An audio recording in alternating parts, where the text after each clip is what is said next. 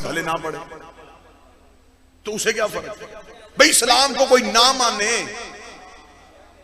इस्लाम को सवाल कैसे। अब मैं बताता हूं ये लफ्ज क्यों लिखा। बादशाह ने कोई इलाके पे कब्जा कर लिया, मौरख लिख दिया अरूज इस्लाम।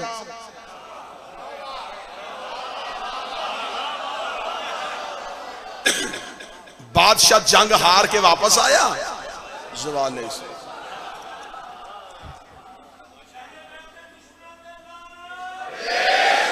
यानी कि बादशाहत का किरदार इस्लाम से। बच्चों को जो हिस्ट्री पढ़ाई, जो तरीक़ा इस्लाम पढ़ाई, वो क्या हीरो कौन इस्लाम के? सुल्तान महमूद गजनवी, टीपू सुल्तान, मोहम्मद बिन कासिम। बच्चों ने उन्हें आइडियल बना लिया। सुल्तान महमूद गजनवी क्या काम किया जी इन्होंने? सोमनाथ का बुत तोड़ा, वजह लिखा, उसके अंदर सोना था।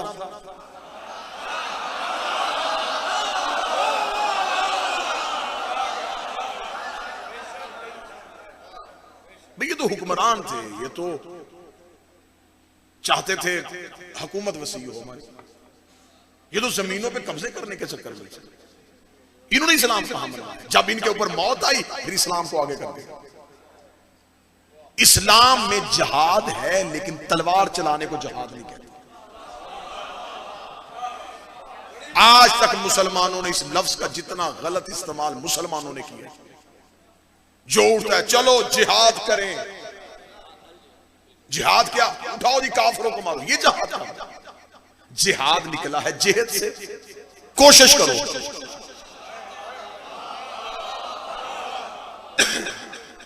आखिरी दम तक कोशिश करो। इस्लाम की जितनी भी जंगें, एक भी जंग रसूल ने किसी के घर जाके नहीं लड़ी।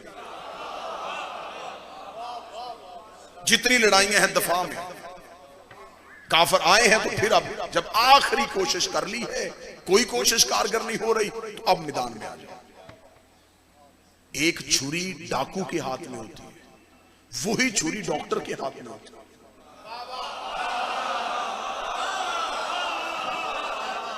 डाकू चलाता है जिंदगी छीनने के लिए, डॉक्टर चलाता है जिंदगी बचाने के लिए।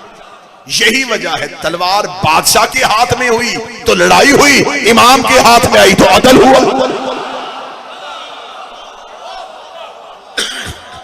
अब आखिरी एक नुक्ता पढ़ूं और आपको सलाम करूं। मौजू पसंद है या नहीं? ये इस्लाम का चेहरा कहां से बिगड़ा? जब पहली बार जमीन से, पहली बार जब बादशाह जी आए ना पानी, तो पीर ज़की शाह जी वो पानी जब पहली बार चश्मे से बाहर निकले तो वो पानी इंतहाई आला होता है। बुजुर्ग तशरीफ, साफ, शफाफ, लजीज, बेहतरीन, क्योंकि वो अभी अभी जमीन के सीने को फाड़ के बाहर आया।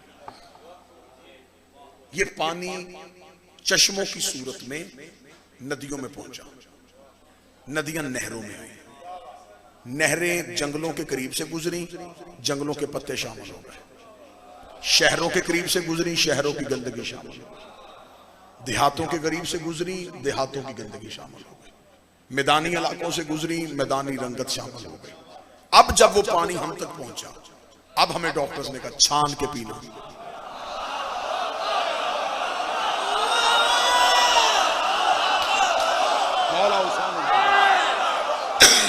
इसे उबाल लेना, इसमें बीमारियां आ गई। मैंने पहले कहा है कि मैं कोशिश कर रहा हूं कि कुछ ना कह के भी बहुत कुछ कह दिया जाए। आप इसे छान लेना, आप उबाल लेना, इसमें बीमारियां हैं, इसकी रंगत तब्दील हो गई है, इसका जायका तब्दील हो गया। अरे सरकार, ये तो पानी वही नहीं था जिसमें साफ, शफाफ, लजीज, सेहत। वो कहते नहीं नहीं, कसूर पानी का नहीं, रस्तों ने पानी का असर बदल दिया है, रस्तों ने पानी का असर बदल दिया है। जब ये इस्लाम मक्का की चोटी से आया, इसमें हया भी, इसमें वफा भी, इसमें मोहब्बत भी, इसमें एहतराम भी, इसमें दूसरे मज़हब का एहतराम भी। लेकिन जब ये बादशाहों के दरबारों में आया, इसमें झूठे रावी आ गए, इसमें गद्दे मुहद्दस आ गए, इसमें झूठे बादशाह आ गए। कसूर इस्लाम का नहीं है। सकीफा से आएगा तो दहशतगर्द होगा, गदीर से आएगा तो अमन पसंद होगा।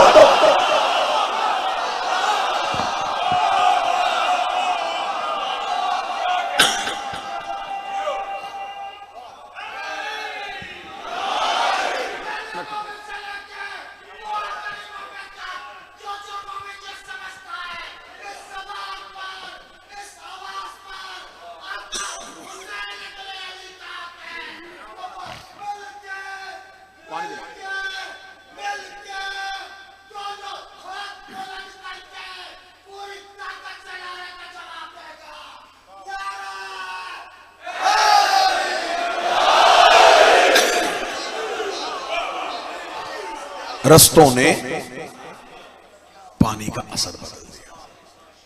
कसूर इस्लाम का नहीं था। मुझे बादशाह हुसैन की इज्जत कसम, जो नौजवान बैठे ना हमारे मुल्क के अंदर, हर बंदा अपना मनवाए या मनवाए, जब दूसरे मुल्कों में जाते हो ना फिर तुम्हें पता चलता है कि इस्लाम के चेहरे के साथ हुआ क्या है। आप किसी गैर मुल्की एयरपोर्ट पे उतर के देखो तो सही कि वो आपकी चेकिंग कैसे करते हैं, आपको किस नजर से देखते हैं। दाढ़ी तहजीब की अलामत थी, अब दहशतगर्द की पहचान है। जेब से तस्वीर निकले वो 1 घंटा खड़ा कर देते। क्यों ऐसा? इसलिए कि बादशाहों से इस्लाम अपनी जाति हमारी हैसियत कोई नहीं, औकात कोई नहीं। सैयदा के बेटों का तरस है कि उनके बच्चों की मिदहत के लिए पूरी दुनिया में जाना पड़ता है। मैं यूरोप के एक एयरपोर्ट पे उतरा, इमिग्रेशन ऑफिसर के पास जाके मैंने अपना पासपोर्ट रखा। उसे मेरा चेहरा देखा, उसने पासपोर्ट देखा, उसने कहा ये मुस्लिम, मुसलमान हो तुम? किस फिरके से ताल्लुक है? मुसलमानों के किस ग्रोह से ताल्लुक है? ये कह के भी वो पासपोर्ट नजरें झुका के देख रहा था। मैंने अगले ही लम्हे फौरन कहा, मैंने कहा शिया से। शिया लफ्ज आया, उसने पासपोर्ट से नजरें उठा कहा फॉलोअर्स ऑफ हुसैन।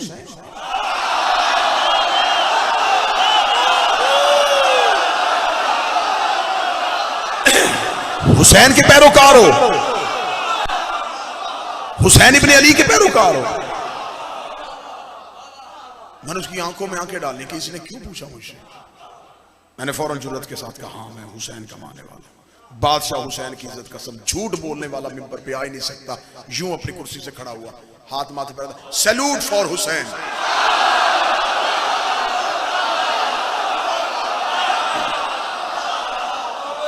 ये सलाम तेरे हुसैन के लिए। मुझे बादशाह हुसैन की इज्जत कसम, दूसरे दियारे गैर में मेरा सीना ऐसे चौड़ा हो गया, मुझे ऐसे लगा जैसे दुनिया का सबसे अमीर शख्स मैं। मैंने फौरन उसके करीब आके कहा, मैंने कहा तुम हुसैन को जानते हो? उसने अगला जुमला कर, उसकी आंखों में पानी था। उसने कहा एक ही तो इंसान है जिसने इंसान को जीना सिखाया।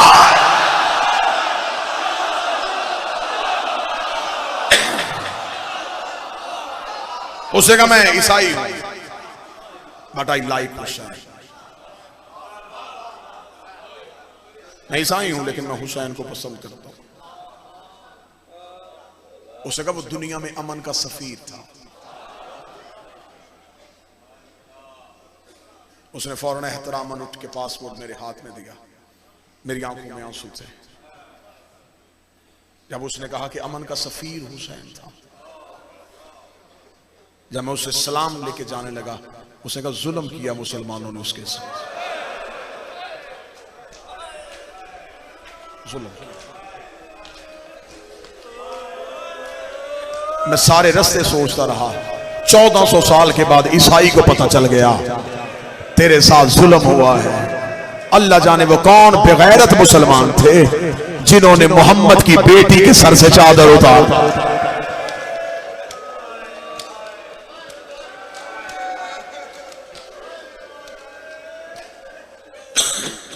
हमें फख्र है, हम गर्दने काटने वालों में से नहीं, हम गले कटवाने वालों में से,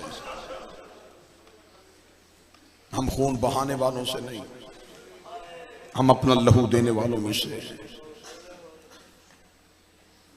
कोई ऐसी बहन भी है जिसने भाई का चेहलम साल बाद किया?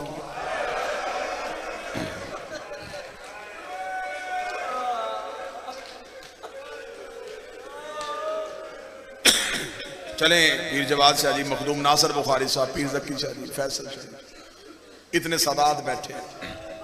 मैं मुसाहिब शुरू करने से पहले मुआशरे का एक नफ्सियाती असर पड़ता है। गरीब से गरीब भाई हो ना और वो मर जाए,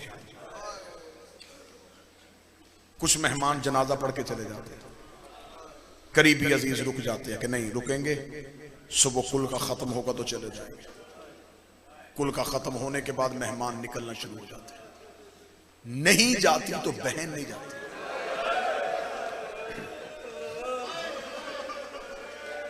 घर के दरवाजे पे आके खड़ी हो जाती है।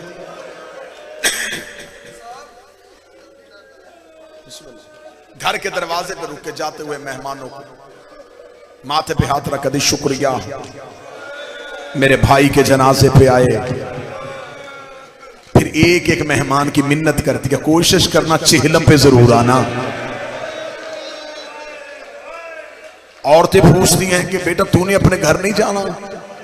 रो के कहती कैसे जाऊं, अभी तो भाई का चेहलम भी नहीं हुआ, मैं 40वें तक यहीं रहूंगी, 40वें के बाद मैं आ जाऊंगा। मजदूर भाई हो ना और बहन रईस हो, मैं ये अपने और तुम्हारे घरों की बातें कर रहा हूं। मजदूर की बहन शौहर के पास जाती है, हाथ बांधती है, कहती है मैंने बच्चों को तैयार कर दिया है, इन्हें साथ ले जा, सारी जिंदगी मैं तेरी नौकरी करूंगी, थोड़े दिन मुझे भाई के घर रहने दे। लोग क्या कहेंगे कि चेहलम भी नहीं हुआ और बहन चली गई, 40 दिन के बाद मैं खुद ही आ जाऊंगी। रख सर पे कुरान, आज हमारी बहनें तो 40 दिन से पहले नहीं उठती। 11 मुहर्रम को हुसैन की 3 सगी बहनें हाथों में रस्सियां पहन के हुसैन की लाश के करीब से चुप करके गुजरी। ज़ैनब रो के कहती है हुसैन मेरा बड़ा जी चाहता था मैं तेरा चेहलम करबला में करती और मेरी मजबूरी बन गई। मेरा एक नहीं मारा गया, मेरी सब भाइयों की मारी।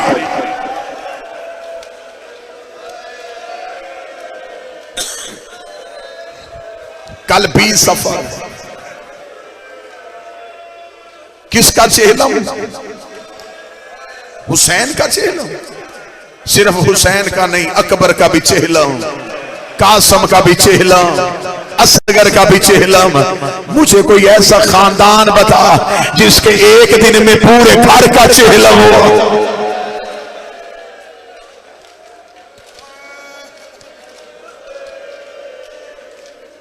बहनों ने कहां किया? बाजारों में। साल के बाद आई, भाई की लाश के करीब से जब गुजरी थी ना,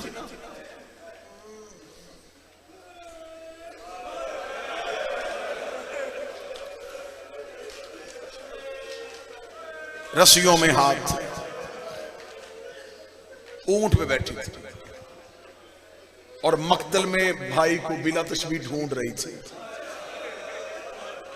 हुसैन मैं जा रही हूं, हुसैन एक बार मिल ले। जब बीबी ने बार बार कहा ना हुसैन एक बार मिल ले, बीबी का ऊंट एक पत्थरों के ढेर के करीब से गुजरा। पत्थरों के नीचे से आवाज आई तेरा हुसैन यहां है। रख मेरे सर पे कुरान, अली की बेटी ने ऊंट के बैठने का इंतजार नहीं किया, बीबी ऊंट से ऐसे गिरी जैसे घोड़े से आवाज गिर।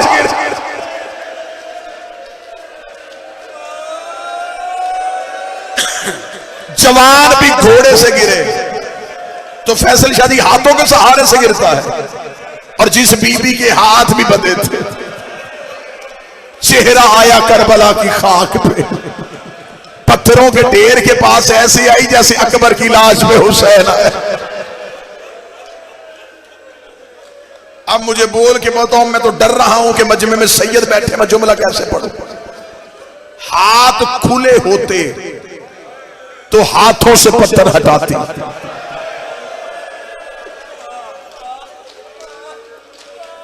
हाथ कुरान की आयत के पाबंद थे, बीबी ने कोहनियों के साथ पत्थर हटाए।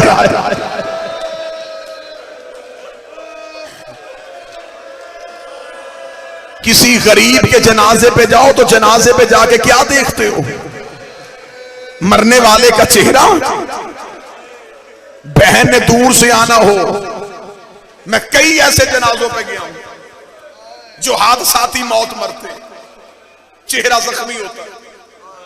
बहन के आने से पहले लोग चेहरा फूलों से ढांप देते हैं। इतने फूल सजा दो बहन को भाई के जख्म नजर ना आए। अगर बहन को भाई के सर का कोई जख्म नजर आ गया, कहीं बहन जीते जी न मर जाए, और लोग भाइयों के चेहरे फूलों से ढांपते हैं। इधर जैनब हुसैन की लाश पे आई, जैनब को हुसैन का सर ही नजर नहीं आया, रो के कहती हुसैन तेरा सर कहाँ है? आवाज आई मेरे सर का ना पूछ, मुझे बता तेरा बुर्का कहाँ है?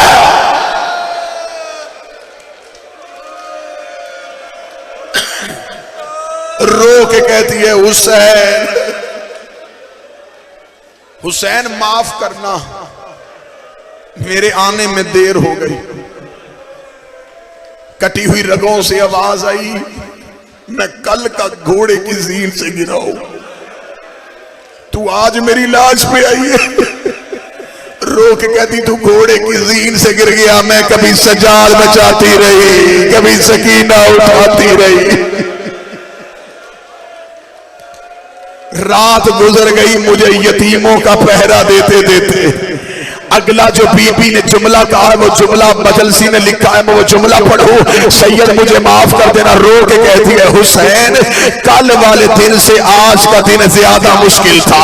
हुसैन की लाश से आवाज आई, कल अकबर गिर गया, कल गाजी के बाजू कलम हो गए, कल कासिम की लाश के टुकड़े हो गए, आज कौन सा सुलभ हुआ? रो के भूल गई मैं अकबर की बरसी, जब मैंने लैला के हाथों में रस्सियां बांधी, रुबाब के हाथों में रस्सियां बांधी, फरवा के हाथों में रस्सियां बांधी। ओए अली की हर बहू मेरे आगे हाथ लेके खड़ी थी, रो के कहती तू रस्सियां बांध, उन्हें करीब ना आने देना, ओए हम अली की बहू है।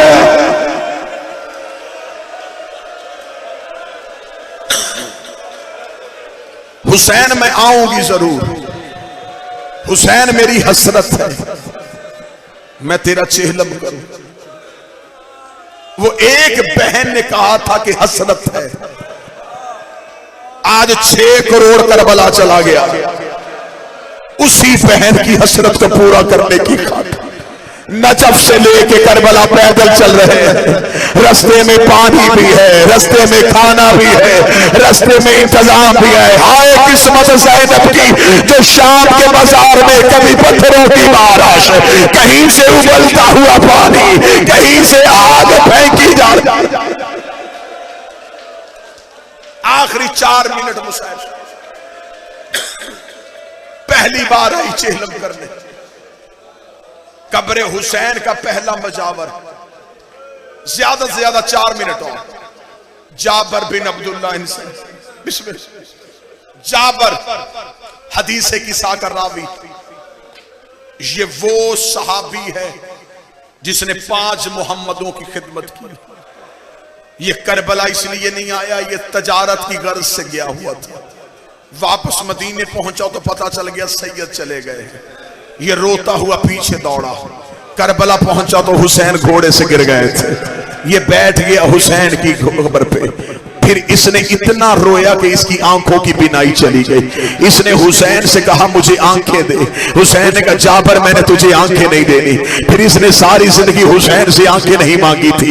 ये जाबर कब्र हुसैन पे बैठा हुआ था, या ऊंटों की आवाज सुनी। जाबर करबला के टीले पे आया, आवाज देकर मन अन तुम कौन हो तुम? एक धीमी आवाज आई अना गरीबुल वतन, मैं एक मुसाफिर हूँ। जाबर देखता कहां से आ रहा है? आवाज आई शाम से आ रहा हो। किधर जाने का इरादा रखता है? फरमाया मदीने जाने का इरादा रखता हो। जाबर देख रहा एक मुसाफिर, पहले ये रास्ता था अब ये रास्ता नहीं रहा। यहाँ ज़हरा की औलाद का लहू बिखरा हुआ है, यहाँ नबियों के सरों से अनामे उतरे हुए हैं। अगर तूने इस धरती से गुजरना है तो तेरे साथ कोई सवार तो नहीं है। सज्जाद की आवाज है मेरी माँ सवार है। जाबर देख रहा अपनी माँ को कहे ऊंट से नीचे उतर। सज्जाद रो के कहता वो यहाँ भी उतरेगी? इतना जुमला कहना था। जाबर रो के कहता मेरी मजबूरी है, यहाँ एक शहंशाह रहता है, ये कानून उसका बनाया हुआ है। सज्जाद की आवाज है कौन है वो बादशाह? जाबर की आवाज है बिस्मिल्लाहिर्रहमानिर्रहीम अबुल फजल अब्बास। अब्बास का नाम आना था। अली की बेटी की आवाज है फिर बता किसका हुक्म है? रो के कहता अब्बास का हुक्म है। बीबी रो कहती मेरे अल्लाह तेरा शुक्र है, मेरे भाइयों की नगरी आबाद हो गई, मेरे गाजी के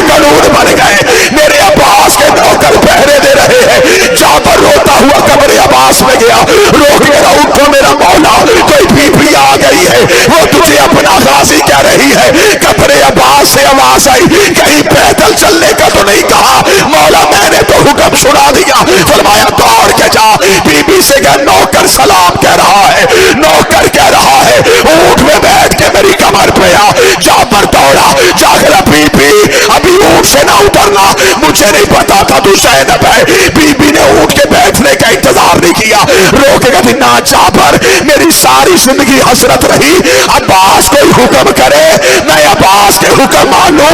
आज पहली बार कहा भी तो पैदल चलने का कहा, अगर मैं शराबियों के बाजार में पैदल जा सकती हूँ।